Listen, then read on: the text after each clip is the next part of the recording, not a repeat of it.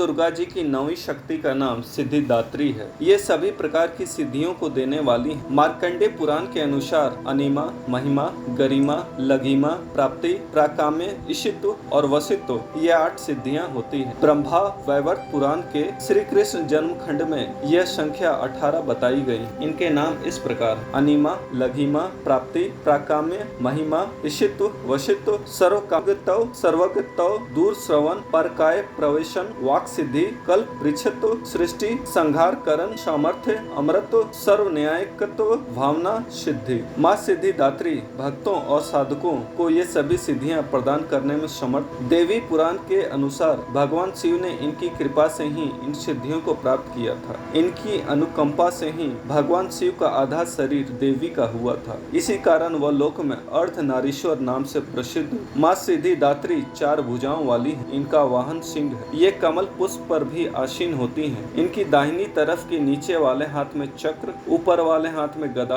तथा बाईं तरफ की नीचे वाले हाथ में शंख और ऊपर वाले हाथ में कमल पुष्प। नवरात्र पूजन के 9वें दिन इनकी उपासना की जाती है। इस दिन शास्त्रीय विधि विधान और पूर्ण निष्ठा के साथ साधना करने वाले साधक को सभी सिद्धियों की प्राप्ति हो जाती। सृष्टि में कुछ भी उसके लिए अगम्य नहीं रह जाता। ब्रह्मांड पर पूर्ण विजय प्राप्त करने की सामर्थ्य उसमें आ जाती। प्रत्येक मनुष्य का ये कर्तव्य है कि वह माँ सिद्धिदात्री की कृपा प्राप्त करने का निरंतर प्रयत्न, उनकी आराधना की ओर अग्रसर हो। उनकी कृपा से अनंत दुख स्वरूप संसार से निर्लिप्त रहकर सारे सुखों का भोग करता हुआ वो मोक्ष को प्राप्त कर सकता है। 9 दुर्गाओं में माँ सिद्धिदात्री अंतिम है। अन्य 8 दुर्गाओं की पूजा उपासना शास्त्रीय विधि विधान के अनुसार करते हुए भक्त दुर्गा पूजा के 9वें दिन इनकी उपासना में प्रवृत्त होते हैं। इन सिद्धिदात्री माँ की उपासना पूर्ण कर लेने के बाद भक्तों और साधकों की लौकिक पारलौकिक सभी प्रकार की कामनाओं पूर्ति हो जाती। लेकिन सिद्धिदात्री माँ की कृपा पात्र भक्त के भीतर कोई ऐसी कामना शेष बचती ही नहीं है जिसे वो पूर्ण करना चाहे। वह सभी सांसारिक इच्छाओं, आवश्यकताओं और अस्पृहाओं से ऊपर उठकर मानसिक रूप से माँ भगवती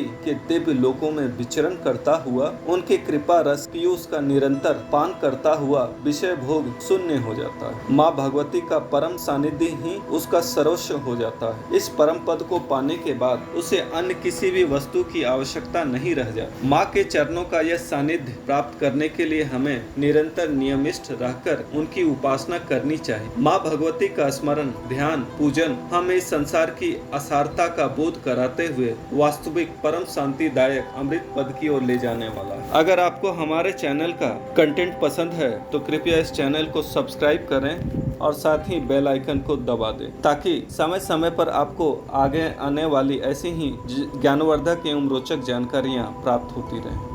प्रणाम।